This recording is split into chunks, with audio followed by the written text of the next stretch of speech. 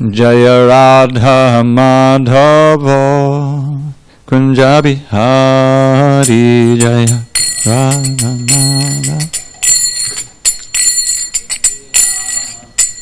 Jaya Radha Madhava Kunja Bihari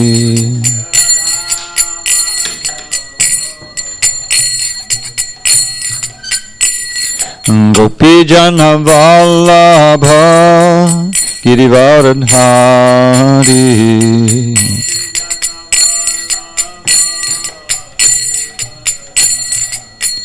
Jaya Gopi Jana Vallabha Girivaradhari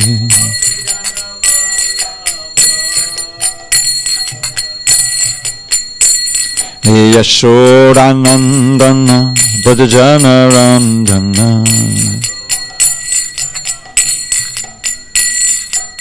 Yashodanandana Bhajana Randana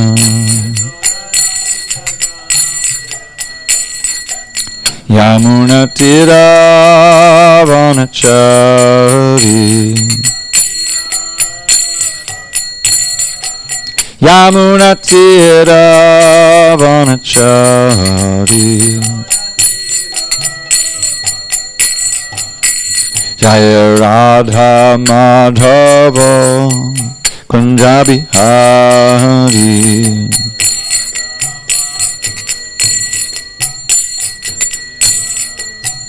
Jaya Radha Madhava Kunja Bihari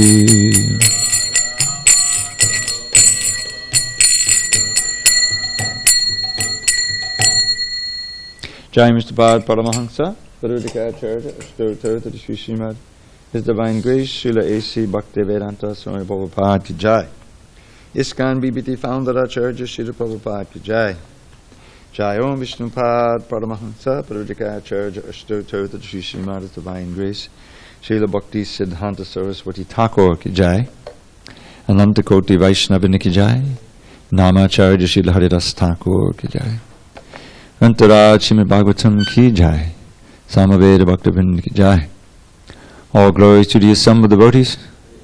All glories to the assembled devotees. All glories to Shri Guru and Gauranga. Okay. Narayana Namaskritya Narang Chaiva Narottamam Devim Saraswatim Vyasam Tato Jai Mudiriyet. Before reciting this Srimad Bhagavatam, which is our very means of conquest, we should offer our respectful obeisances unto Lord Narayan, the Supreme Personality of Godhead, unto Narayan Rishi, the supermost human being, unto Mother Saraswati, the goddess of learning, unto Srila Vyasadeva, the author, and unto Srila Prabhupada, the translator, commentator, and our spiritual master. Nashtapayesha Bhadreshu Nityam Bhagavata Sevaya Bhagavatyuttama Shloke Bhaktim Bhavati Naishtiki. By regular attendance in classes on Srimad Bhagavatam and by rendering devotional service to the pure devotee, all that is inauspicious within the heart is destroyed almost to nil. And loving devotion to the Supreme Lord, who is glorified in transcendental songs, is established as an irrevocable fact. Now, you don't have any device? You have a device. Okay. We're reading. Well, I'll tell you in a minute. I didn't do Om Namo yet, did I? Om Namo Bhagavate Vasudevaya. Om Namo Bhagavate Vasudevaya. Om Namo Bhagavate Vasudevaya. On this 26th day of September 2019 in SanDiego, we're reading from Srimad Bhagavatam, translation and commentary by His Divine Grace, A.C. Bhaktivedanta Swami Prabhupada. We are in Canto 4, The Creation of the Fourth Order, Chapter 19, King Prithu's 100 Horse Sacrifices, text number 3. Yatra yagyapati sakshad Bhagavan Haririshwaraha Anvabhuyata Sarvatma Sarvaloka Guru Prabhu Yatra Yagyapati Sakshad Bhagavan Haririshwaraha Anvabhuyata Sarvatma Sarvaloka Guru Prabhu Yatra Yagyapati Sakshad Bhagavan Haririshwaraha Anvabhuyata Sarvatma Sarvaloka Guru Prabhu. You did nice chanting there, but I don't think you can just chant now, can you? Go ahead. You don't have it either. 4:19:3? 4:19:3? Yeah, go ahead. Yatra Yagyapati Sakshad Bhagavan Haririshwaraha Anvabhuyata Sarvatma Sarvaloka Guru Prabhu. Janardhan Das. Yatra Yagyapati Sakshad Bhagavan Haririshwaraha Anvabhuyata Sarvatma Sarvaloka Guru Prabhu. Yatra Yagyapati Sakshad Bhagavan Haririshwaraha Anvabhuyata Sarvatma Sarvaloka Guru Prabhu. Yatra Yagyapati Sakshad Bhagavan Haririshwaraha Anvabhuyata Sarvatma Sarvaloka Guru Prabhu. Synonyms. Yatra, where, Yagyapati, the enjoyer of all sacrifices. Sakshat, directly. Bhagavan, the Supreme Personality of Godhead. Harihi, Lord Vishnu. Ishvaraha, the Supreme Controller. Anvabhuyata, became visible. Sarva Atma, the Super Soul of everyone. Sarvaloka Guru, the Master of all planets, or the Teacher of everyone. And Prabhu, the Proprietor. Translation. The Supreme Personality of Godhead, Lord Vishnu, is present in everyone's heart as the Super Soul, and he is the proprietor of all planets and the enjoyer of the results of all sacrifices. He was personally present at the sacrifices made by King Prithu. Purport.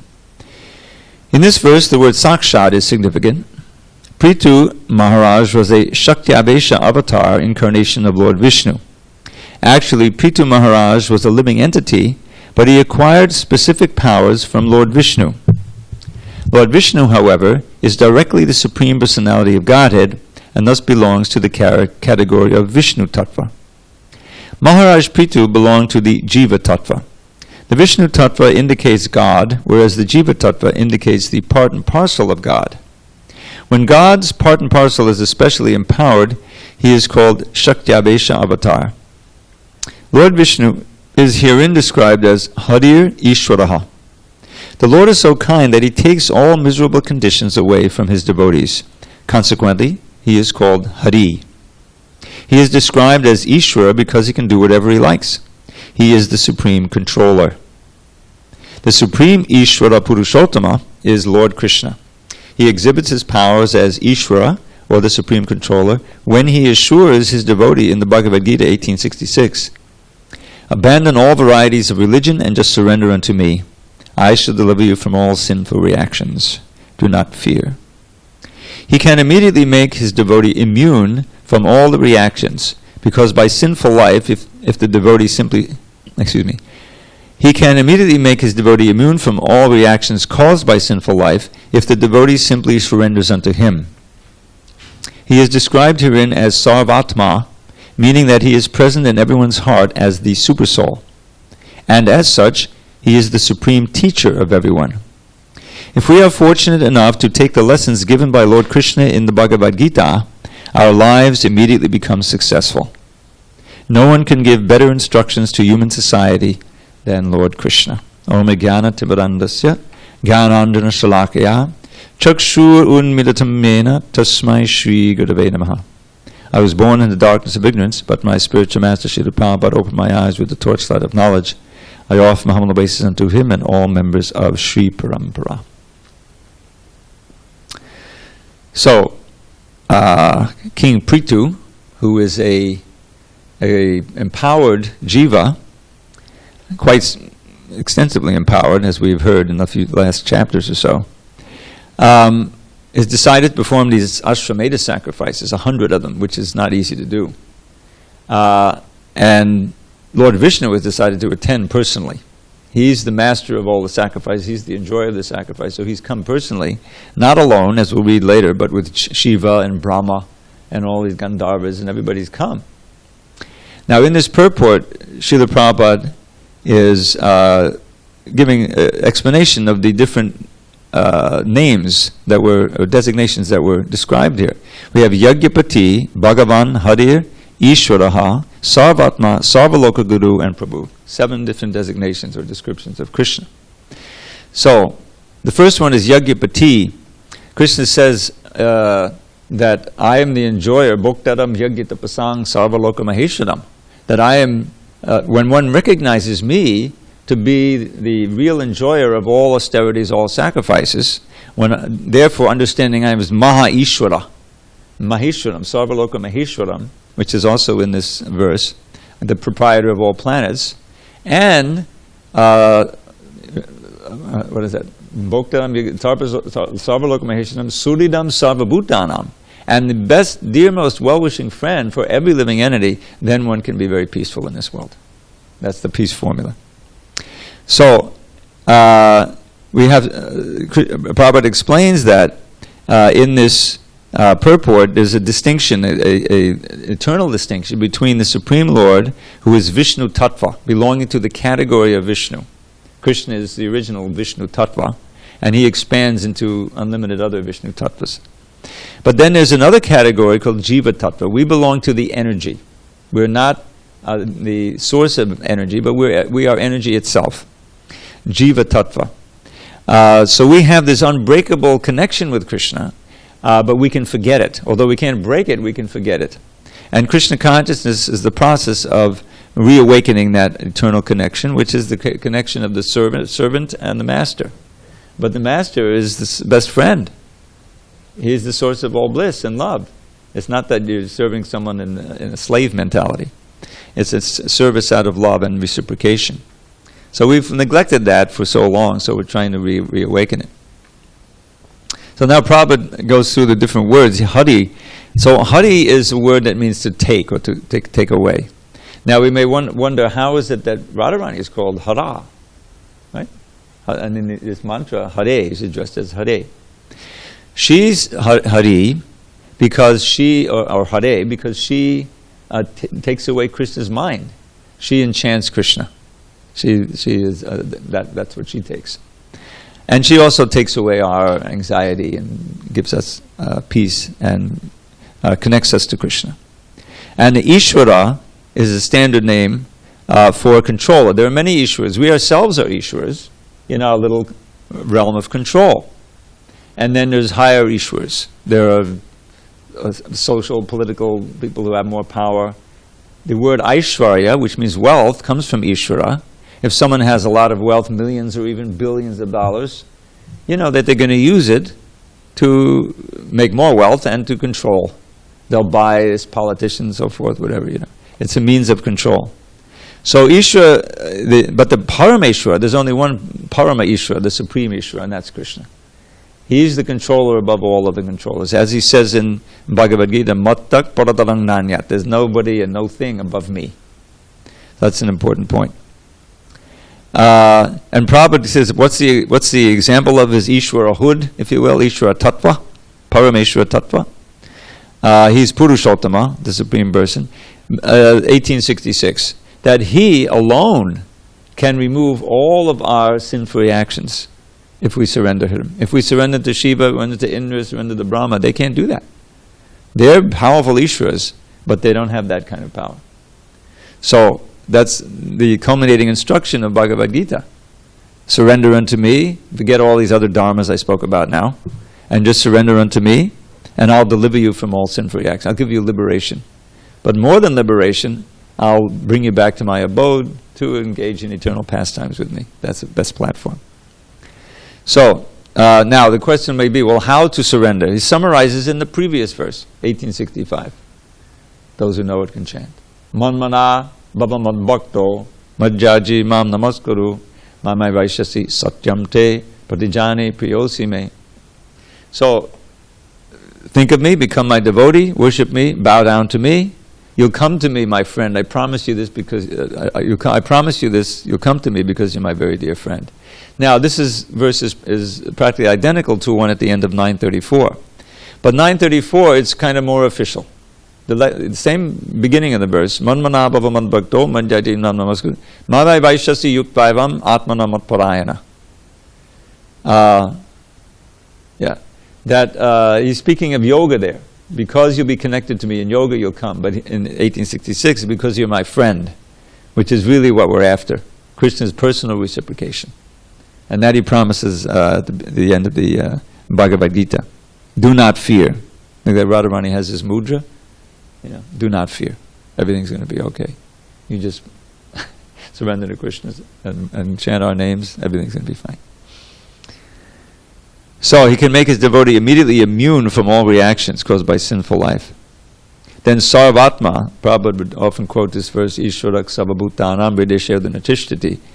The Ishwara, again the word Ishwara, he's present in everyone's heart, and the living entity who's mounted on a machine made of the material energy, wandering here and there.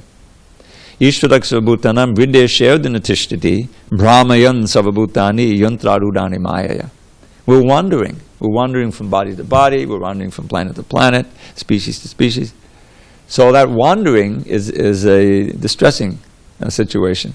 Because even if we find a relatively safe and a pleasant condition at this point, time will force us to move from that, will move us from that position. And eventually move us from this body, and we know not where we go. If we're simply without any understanding or practice of Krishna consciousness. So that's the nature of the material world. It's constantly changing. That's what Bhavasagara means. It's an ocean of change. It's an ocean. You're never steady. Like if you go out on that ocean, you can have the illusion of safety in the cruise ship, but it's actually dangerous. So that's our constant situation in the material world until we connect back with Krishna. So if we're fortunate enough to take lessons by the Lord from Bhagavad Gita, our lives immediately become successful. So Krishna, he takes the trouble to come down here. Just imagine, here we are in the material world. Now Kali Yuga is especially bad. But the material world itself is fraught with these inevitable changes of birth, old age, disease, and death. And there's all kinds of people who deny his existence, those atheists and demons, who try to assassinate Krishna. So why is he doing this? Why go through all this trouble? Well, he explains that. Actually, it's nicely explained in the 4th chapter of Adi Lila. Of course, we have his explanation in the Bhagavad Gita in order to reinstitute Dharma, protect the devotees, and annihilate the demons. But he also wants to display his when he comes as himself, because he has other Lila avatars. He wants to display a replica of all the pastimes in Goloka Vrindavan, reenact them here in Boma Vrindavan, in a place called India now, so that it will revive the memory for his devotees, to enliven his devotees in that way. It is said, Anugrahaya bhaktanam manashim tanamashita vadate tadashi krida yashuta tatparo bhavet. Out of compassion for my devotees, I appear in my human-like form and engage in those activities which, when heard, will induce anyone to become my devotee. It's all attractive. In other words, the Vrindavan Lila. So that's an internal reason for his appearance. And as he says in the Bhagavad Gita, to annihilate the miscreants and so forth. So here he's appearing not so much to annihilate the demons, but he's enlivening his devotee by being present at the sacrifice of this Maharaj Prithu. Not sacrifices. 100 horse sacrifices. It's going to take a long time. So this verse, periodically Srila Prabhupada will reiterate the divinity of Krishna, because the whole process of devotional service is founded on the faith that Krishna is God. In the beginning, in the first canto, third chapter, text 28, there's a listing of what we call the Leela avatars and other avatars in that chapter. Leela avatars being Lord Nrsingadev, Varahadev, Kurma, you see, and others. Kalki at the end. Even Krishna is listed. But in that list are also the 4 Kumaras, who are Shaktivesh. Each of these Shaktivesh avatars is generally empowered with one kind of Shakti. So they are empowered with the Jnana Shakti, the reservoirs of knowledge, these 4 Kumaras. Now Prithu is empowered with Pala Shakti, the power to protect the praja. This is the main function of the Kshatriyas. That's what Kshatriya means, protect from harm. So Pala Shakti. Narada, Shaktivesh, Bhakti Shakti. Wherever he goes, he just appropriately preaches to impart bhakti to whether it's the hunter or Dhruva or Prahlad, he gives just the right instruction to bring everything along. So there are different kinds of incarnations, but at the end of this list, there's this verse that Jiva Goswami has designated the Paribhas Sutra. Paribhas Sutra is the statement in any literary work upon which everything else is founded, from which everything else flows. So this is the verse we should know. It's actually half a verse, that's the Paribhas Sutra, I believe. Ete changsa kala pungsa krishnastu bhagavan swayam. That all of these that I just listed are either angsha or kala. They're partial, meaning they're empowered, akshaktivesh, or they're plenary. They're fully as powerful as Krishna, but they don't exhibit all of the opulences that Krishna has. Such as Matsya avatar.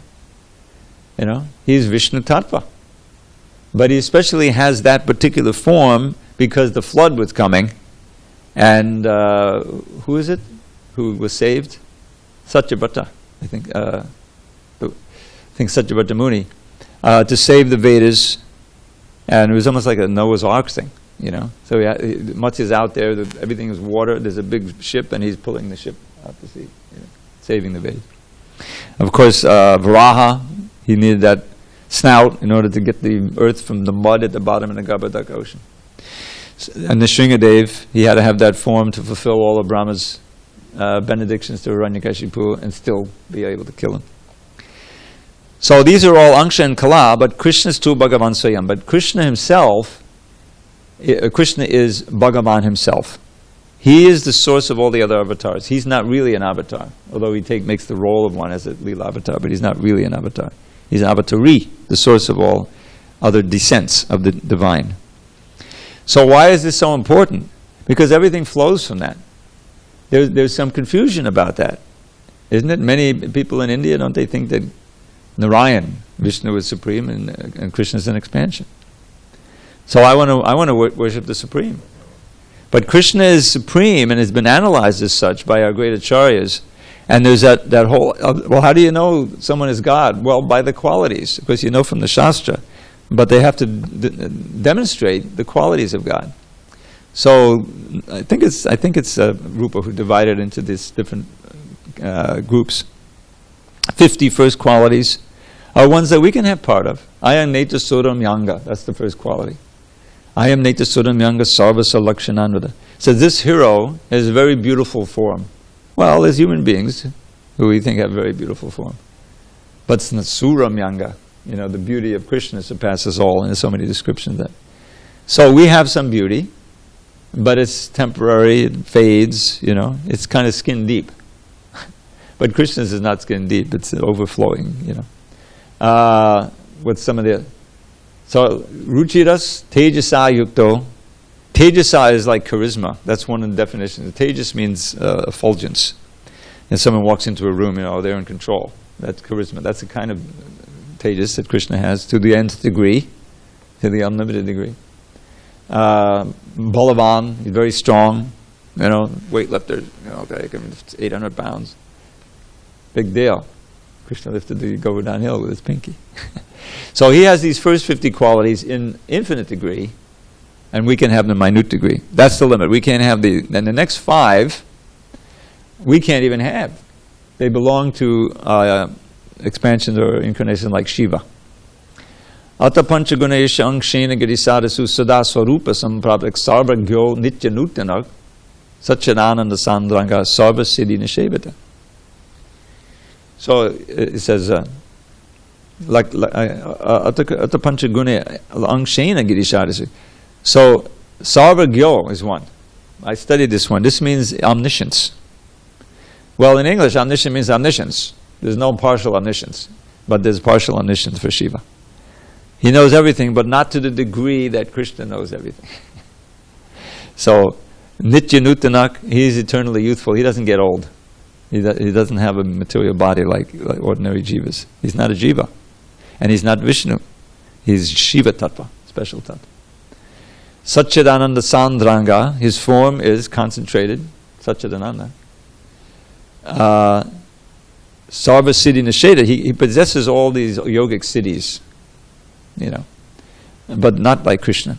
Krishna is Yogeshwara. So and then there's 5 more that even Shiva doesn't possess, but that the Vishnus possess. Mahavishnu and Shiva Vishnu, like that. Ato Chanti Gunapani, Ye Lakshmi Shadi Vartana, Avachinta Mahashakti, Koti Brahmanda Vigraha, Avatara Avali Bijam, Hatari Gati Dayaka. So, Abhachinta Mahashakti, possessing all wonderful Shaktis. Just like it says in the Govinda prayers, what is that? Adhara Shakti Babalamya Param Samurtim. That the supreme form of Vishnu, Mahavishnu, has these amazing Shaktis, which produce all of the varieties of universes. Brahma then comes and arranges each one and does his little thing. But he's created all the Shaktis. And the Shaktis are within him, and he's within the Shaktis. It's amazing. So that's unique to Vishnu. Shiva doesn't have that. Whoever he kills gets liberation. That's one thing that Shiva doesn't have. All the avatars that come into the universe come through him. That's why even you find that Krishna, when he appears, if you need to, you can sit on a chair. You okay? Okay. That you notice that even when Krishna comes, he first appears as Vishnu, and then he appears in his original form as a little baby, with 2 hands. So there are those amazing. And then Krishna has 4 unique qualities that even the Vishnus don't have. He has all the others, so he has 64. And because he possesses them all in full, therefore he's Bhagavan. Now, what are the unique qualities? Sarva Bhuta Chamatkara Lila Kalola Badi Di Atulya Murada Prema Mandita Priya Mandala Chidagan Manasarka Shri Mulali Kalakujataha Asaman Ordva Rupa Shri Vismapada. So he engages in these lila that astound everybody, moving and non-moving, living in it. Sarva Bhuta Chamatkara Lila Kalor. He's an ocean full of endless lila, this Vrindavan lila and other lila, that astound everybody. He's surrounded by the gopis who are existing at the highest levels of prema bhakti, always enjoying with them. No other avatar has that. He plays this flute. You'll never see Vishnu playing a flute. Plays his flute, which attracts the mind of everyone in the 3 worlds. And he has unequaled and unsurpassed beauty and opulence, which also astound everyone. So they've been summarized by Parashara Muni, the definition of Bhagavan. Aishwaryasya samagrasya vyuyasya yashashakshya jnana vairagyaschaiva shannam bhaga itingana. So Aishwarya means opulence, of all kinds, especially wealth. He has unlimited Aishwaryasya samagrasya. Strength exhibited in so many ways. Fame, beauty, knowledge, and detachment from all. Even though he has all these opulences, he's detached. He's in the middle of the rasa dance. The gopis get a little proud. He disappears to increase their love for him. And he comes back. So this is the Bhagavan who we aim for, who we're chanting to when we chant Hare Krishna, and it's the foundation of this whole movement. Rupa Goswami wrote a book called Laghu Bhagavatamrita, wholly and solely dedicated to proving that Krishna is the Supreme Personality of Godhead. He describes all the avatars and their special relationship and why they're not Krishna. And that book was nicely translated by my dear godbrother Gopi Pranadanda Bhu, who's been gone now 8 years. And so that's a very important contribution. So we can study that. And Srila Prabhupada always comes back to that, because that's what we've forgotten. We've forgotten that there is a God, and if we may believe in God, we don't know who God is, what the qualities are, and how to reawaken that relationship. So this is the science of God. I was just working on the reprint of the Science of Self-Realization yesterday. And Prabhupada stressed that point. It's scientific. If you do this and you don't do that, you will achieve. If you engage in the discipline, you will achieve the result. It always works. The problem is, getting determined to follow the process strictly. But it's in our hands. But it all depends on the faith that Krishna is God, that we're His eternal servants, and that our real benefit lies in awakening that relationship and living in it. Okay, any questions? Comments? Otherwise, we can read another verse. Anvito brahmasavabhyam lokapalai sahanugai upagiyamano gandharvaya munibis chapsaroganai. So this has become a huge event. When Lord Vishnu appeared in the sacrificial arena, Lord Brahma, Lord Shiva, and all the chief predominating personalities of every planet, as well as their followers, came with him. When he appeared on the scene, the residents of Gandharva-loka, the great sages, and the residents of Apsara-loka all praised him. Siddha, Vidyadara, Daitya, Dhanava, Guyakadayaha, Sunandananda Pramukha, Parshada Prabhadahare. Now it's interesting that even the Daityas and the Dhanavas, who were species of demons, also came. They're also recognized at this point.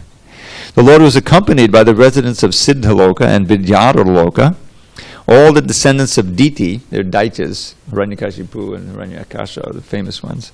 Of course, Prahlad is more famous, but and the demons, probably because the Dhanavas are another class of demons, and the Yakshas. He was also accompanied by his chief associates, headed by Sunanda and Nanda. Kapilo Narado Datto Yogesha Sanakariyaha Tamanviyur Bhagavata Ye Chatat Sevanotsuka. Great devotees who were always engaged in the service of the Supreme Personality of Godhead, as well as the great sages named Kapila, Narada, and Dattatreya, and masters of mystic powers, headed by Sanaka Kumara, all attended the great sacrifice with Lord Vishnu. Now you can imagine what this is doing to Indra. He's already envious that he's going to practice, he's going to do 100 horse sacrifices. Now everybody is coming, all the leaders of the universe are coming to honor King Prithu for doing this, so he's become more envious. My dear Vidura, in that great sacrifice, the entire land came to be like the milk-producing Kamadhenu, and thus, by the performance of yajna, all the daily necessities for life were supplied. Purport. In this verse, the word dharma dukha is significant, for it indicates Kamadhenu. Kamadhenu is also known as Surabhi. These are species of cows. Kamadhenu is a cow. Surabhi cows inhabit the spiritual world, and as stated in the Brahma Samhita, Lord Krishna is engaged in tending these cows. Sudabhirabhipalayantam.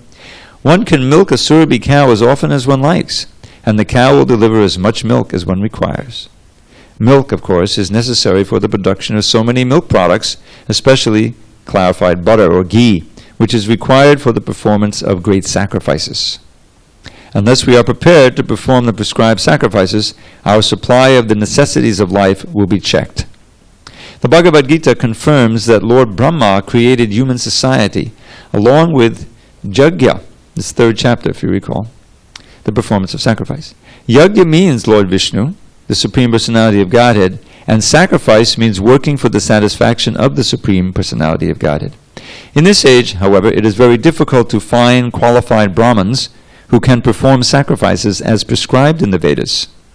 Therefore, it is recommended in the Srimad Bhagavatam Yagyai Sankirtana Prayai that by performing Sankirtan Yagya and by satisfying the Yagya Purush, Lord Chaitanya, one can derive all the results derived by great sacrifices in the past. King Prithu and others derived all the necessities of life from the earthly planet by performing great sacrifices. Now, this Sankirtan movement has already been started by the International Society for Krishna Consciousness. People should take advantage of this great sacrifice and join in the society's activities. Then there will be no scarcity. If Sankirtan Yagya is performed, there will be no difficulty, not even in industrial enterprises. Therefore, this system should be introduced in all spheres of life: social, political, industrial, commercial, etc. Then everything will run very peacefully and smoothly. So I have to bring up the... I read an article yesterday, and some of it today, about what's happening in the poisoning of this whole world by all of these pesticides and fungicides and all of these things. You know, we hear about that. That's part of the climate catastrophe. And when you get the demons on the top of the society, they'll do anything to increase their wealth and power. So, traditional agriculture, you'll find, you know, sometimes the fields are left fallow, sometimes, you know, cash crops are not grown, rather just subsistence crops, all kinds of things. It's more organic.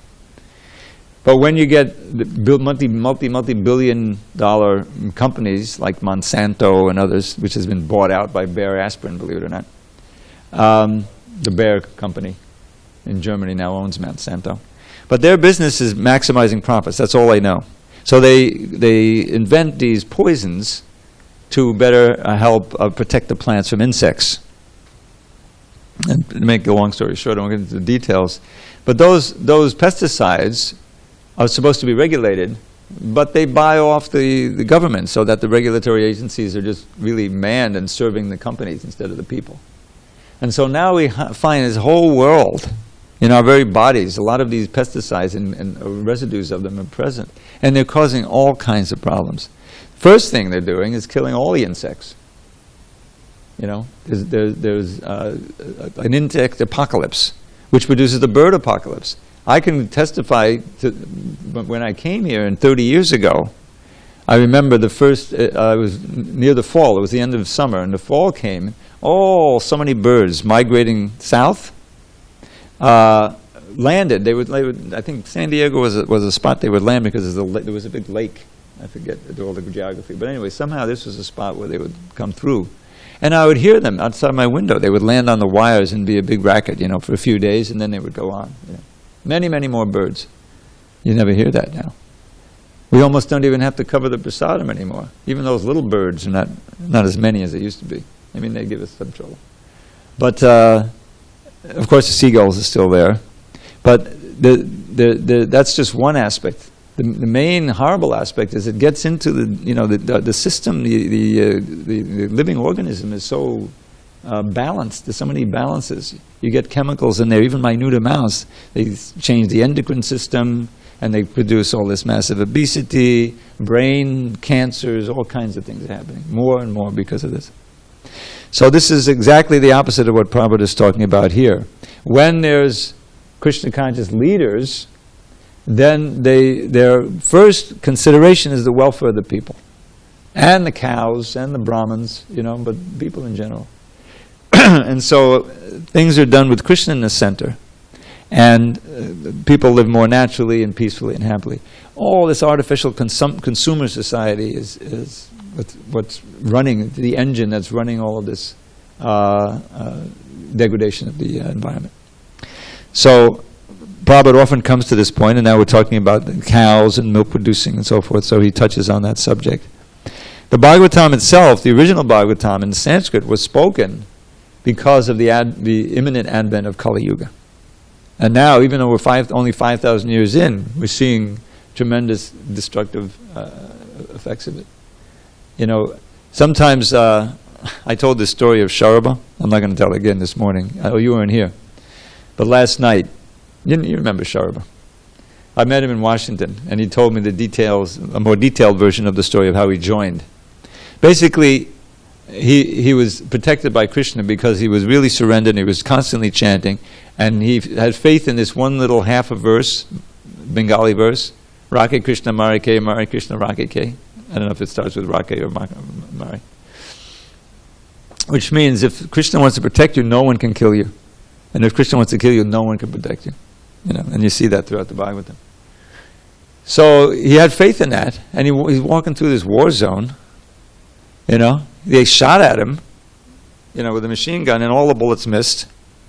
One guy shot at him point blank. He's lying on the ground. The guy shoots his rifle at him. He's got this little bag with nothing hard in it. It was a total miracle. And somehow the bullet is deflected, misses him, hits a rock, and goes right past the ear of another soldier, and they start fighting and get destroyed. And this happened again and again. He was really protected.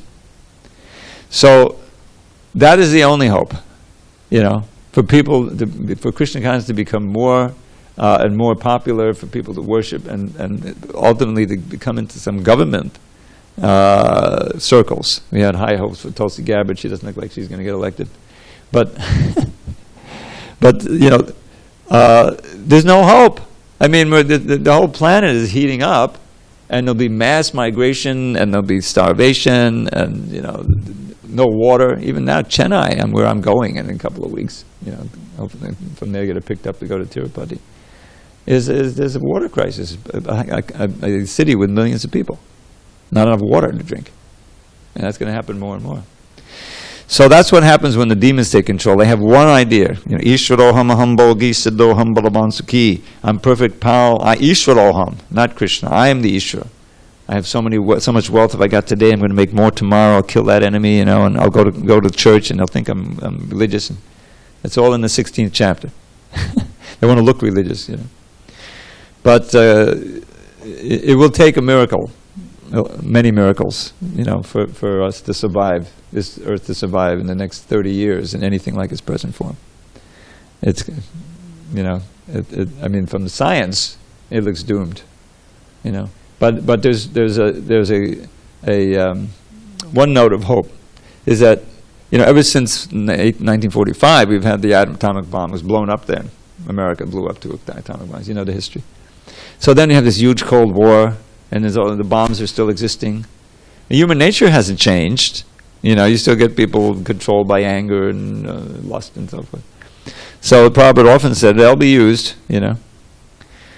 So, but why weren't they used before? You know, if you look at the history since 1945, there have been so many close calls. Miraculously, we haven't had a nuclear war. Miraculously. I remember the Cuban Missile Crisis. I don't know if anyone else is old enough here. But I was 14. I was fully aware of what's going on. Everyone in the world thought there was going to be a war imminently between Russia and China and the United States. And it came this close. You know, if one Russian admiral hadn't been on a submarine which had nuclear torpedoes on it, and were about to shoot him because they thought they were being attacked by the U.S., and he said, no, don't shoot them, let's surface. The war can't be going on. We wouldn't be in World War III. I mean, from the external point of view. And there's like 50 other instances like that. So it all was, you know, Prabhupada needed to come and arrive in 1965, you know, in order to start this movement. So many arrangements are made. So we're going to need that in spades for the world to really prosper in the next decades, because it looks pretty bleak. All right, any questions, comments? So therefore, all the more reason to chant Hare Krishna and go back to Godhead, isn't it? Why come back? To what? All glories to Srila Prabhupada.